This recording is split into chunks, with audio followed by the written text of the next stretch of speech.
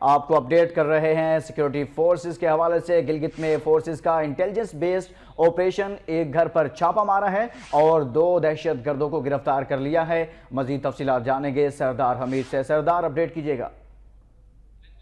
Intelligence based operation تھا، یہ گلگت میں کیا گیا ہے اور سیکیورٹی ذرائع کا یہ کہنا ہے اور آئی ایس پی آر نے باضابطہ طور پر تصدیق کر دی ہے کہ انٹیلیجنس بیسڈ آپریشن کے دوران 2 دہشت گردوں کو گرفتار کر لیا گیا ہے اور ان گرفتار دہشت گردوں کے قبضے سے بھاری مقدار میں ویپن، جن میں 5 رائفل، کلاشنکوف پسٹل، 12 میگزین جو ہے، اس کے ساتھ ساتھ کلاشنکوف کی 270 سے زائد گولیاں، ڈیٹونیٹر اور دیگر خود کش جیکر جو ہے 2 برآمد کی گئی ہیں۔